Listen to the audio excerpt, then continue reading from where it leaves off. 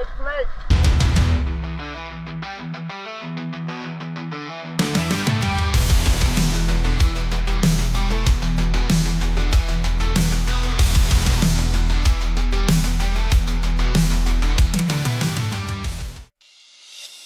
Ja, willkommen bei Seabees Diving in Phuket am Nai Yang Beach.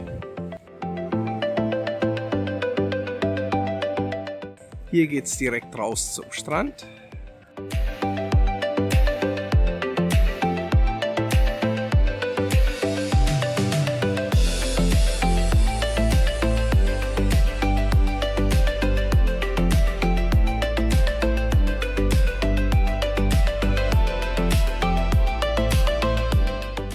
Hallo Michael. Hallo Fabio, guten Morgen. Guten Morgen. Ready for dive? Always ready to dive. Great, wonderful. Willkommen zum zweiten Teil meiner Dive Master Ausbildung. Nachdem wir im ersten Video den ersten Ausbildungsblock abgeschlossen haben, geht es jetzt weiter mit jeder Menge Praxis. Dazu gehören auch die letzten Theorieprüfungen und das Wiederholen einiger Rettungsübungen. Besonders spannend die Oberflächenrettung, zu der gibt es später auch ein paar Bilder. Im letzten Video hat unsere Instruktorin Tien uns noch einmal geführt. Diesmal sind wir selbst an der Reihe, zunächst wechseln wir uns ab und dann begleite ich unterschiedliche Guides und Tauchlehrer als Schatten, um zu beobachten, wie sie ihre Gruppen führen. Anschließend übernehme ich selbst die Führung, während ein erfahrener Guide als Schatten dabei ist und mir direkt Feedback gibt. Ich dachte, damit wäre dann das zweite Kapitel abgeschlossen. Doch weit gefehlt. Mit Matt und seiner Freundin Katja durfte ich zusätzlich lernen, wie ein Refresher funktioniert. Matt ist als Ausbilder ganz oben in der Hierarchie der Dive Professionals und er hat noch einige zusätzliche Übungen und Ideen für mich vorbereitet. Ein weiterer Schritt, um wirklich gut zu werden. Freut euch drauf. Beim Sprung ins Wasser wurde Tien hier gleich begrüßt, vom Flirtfisch, wie wir ihn getauft haben.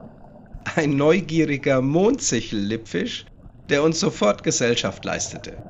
Seinen Namen verdankt er der Form seiner Schwanzflosse, die bei ausgewachsenen Tieren wie eine Mondsichel geformt ist.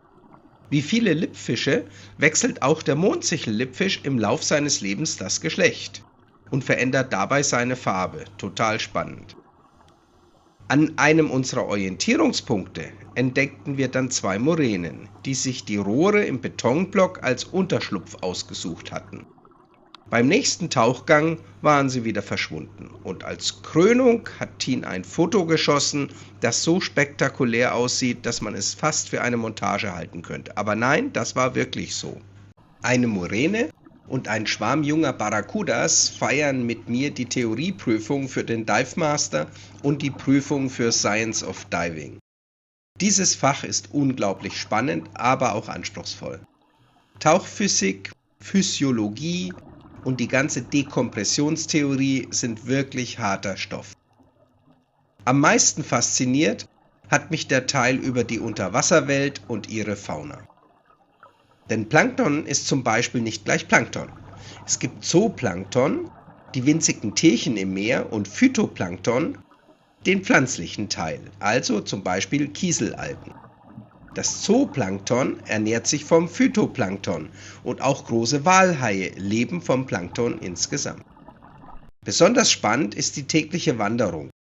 Zooplankton steigt nachts aus der Tiefe nach oben, um zu fressen.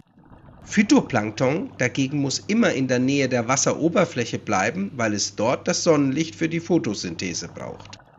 Und das ist nicht nur für die Meere und die Lebewesen dort wichtig, rund 50% des Sauerstoffs auf unserer Erde stammt vom Phytoplankton. Eine unscheinbare Superkraft, die unser Leben überhaupt erst möglich macht. Viele Unfälle passieren genau in dem Moment, wenn Taucher wieder an die Oberfläche kommen. Wer vergisst, die Weste aufzublasen, wird vom eigenen Gewicht nach unten gezogen. Beim Aufstieg entleert man das Jacket, um kontrolliert hochzukommen. Doch mit zu viel Blei kann das schnell zur Panik führen. In der Übung spiele ich den Paniktaucher. Für den Retter ist das eine echte Herausforderung, die Gefahr, mit nach unten gezogen zu werden oder in eine Art Ringkampf im Wasser zu geraten. Denn eines muss man sich immer bewusst machen: Ein Taucher in Panik handelt nicht rational. Die Rettung folgt einem klaren Ablauf: zuerst laut rufen, ausweichen und abtauchen. Dann von hinten an den Tank greifen und die fremde Weste aufblasen. Sobald die Person wieder Auftrieb hat, beruhigt man sie und begleitet sie gegebenenfalls bis zum Boot. Und natürlich wird das Ganze auch in umgekehrter Reihenfolge geübt. Da bin ich dann der Retter und helfe Ken aus der simulierten Panik. Nach einem weiteren spektakulären Sonnenuntergang am Nayang Beach kam für mich der große Moment. Mein erster Einsatz als Tauchguide mit echten Kunden. Der Sprung ins Wasser, von meiner Ausbilderin Tien in Zeitlupe festgehalten, markierte den Start. Tien begleitete mich als Schatten und gab mir anschließend wertvolles Feedback. Unsere Gäste waren ein herzliches Kölner Ehepaar. Er ein erfahrener Taucher, sie frisch zertifiziert und voller Begeisterung für die neue Welt unter Wasser. Gemeinsam drehten wir eine entspannte Runde. Dabei habe ich schnell gemerkt, wie herausfordernd es ist, die Rolle des Guides auszufüllen. Es geht nicht nur um Orientierung, sondern darum, jedem in der Gruppe ein schönes Erlebnis zu ermöglichen. Besonders wenn die Taucherfahrung so unterschiedlich ist.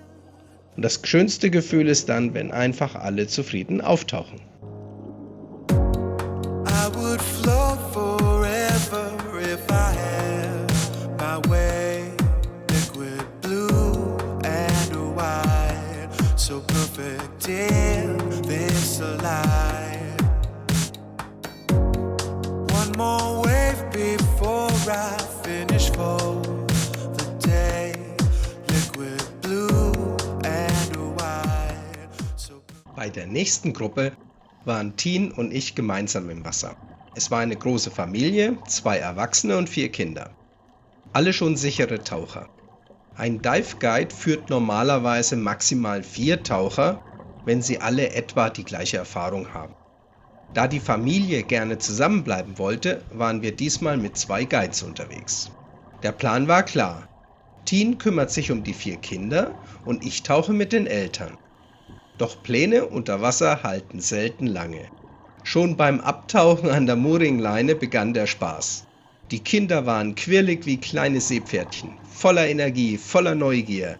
Für sie war das kein Tauchgang, sondern ein Unterwasser-Abenteuerpark. Tien schwamm vorne weg, die 6 tauchten mit ganz viel Begeisterung hinterher. Und ich sicherte den Tauchgang von hinten etwas höher, damit niemand aus der Gruppe verloren ging.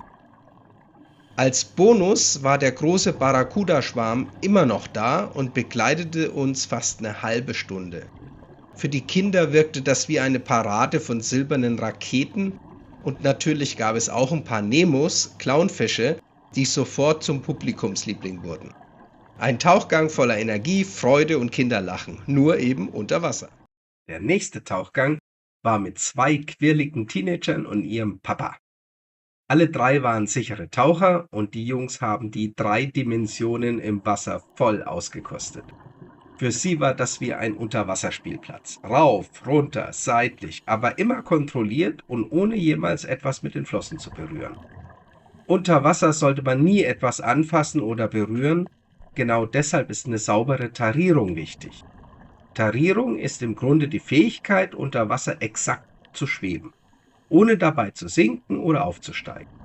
Und dazu nutzt man die Tarierweste, aber vor allem die eigene Lunge. Wir konnten wieder viele faszinierende Meeresbewohner bestaunen. Skorpionsfische, die sich so perfekt dem Untergrund anpassen, dass man sie fast übersieht und deren Rückenstacheln stark giftig sind. Besonders schön war ein Blaupunktrochen, der sich gemütlich zu einem Nickerchen niedergelassen hatte.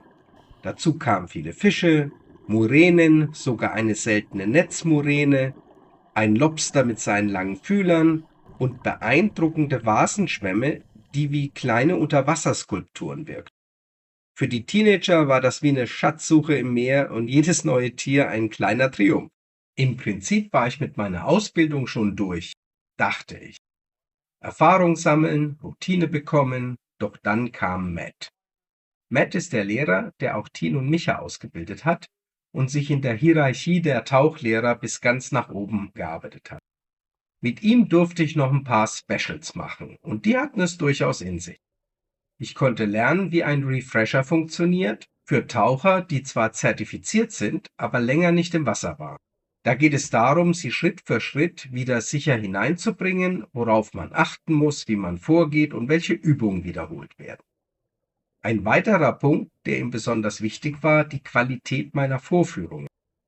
Gewisse Übungen sollen in Demo-Qualität gezeigt werden. So klar und sauber, dass jeder sofort versteht, worum es geht. Selbst der Aufbau der Ausrüstung geschieht dabei ohne Worte, nur mit Zeichen. Für die Zuschauer wirkt das fast wie eine stille Choreografie über und unter Wasser. Und es ist extrem hilfreich, wenn man Taucher hat, die keine der üblichen Fremdsprachen verstehen. Ein bisschen wie Unterwasser-Pantomime, nur mit Flossen und Atemregler.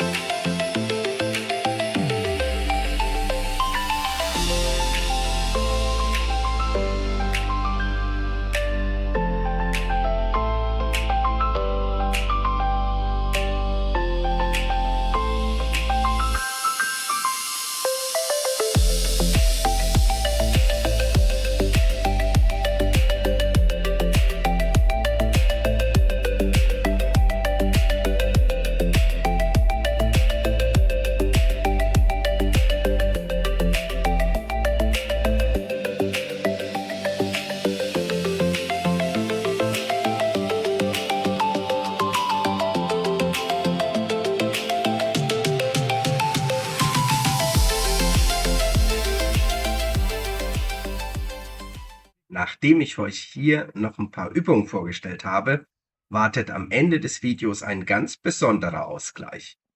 Unser Captain vom Boot ist ehemaliger Muay Thai Champion, Thai-Boxen auf höchstem Niveau. Und auch mit fast 60 ist er noch beeindruckend fit. Matts Freundin Katja bringt ihre Kung-Fu-Erfahrung aus Deutschland mit. Vor dem Abendessen gab es dann ein paar gemeinsame Übungsstunden. Katja wirkte dabei schon wie eine echte Meisterin, präzise und kraftvoll. Und ich, nun ja, sagen wir mal so, meine Performance war eher Comedy als Kampfkunst, aber genau das macht den Spaß aus.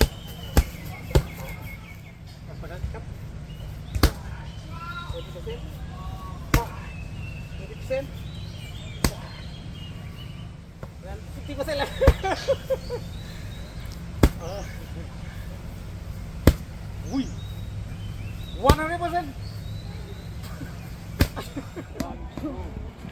Yes. 1, 2. Okay. 1, 2. 1, 2. Okay. 1, 2. Set. Yep. Go. Yep. Good. Good.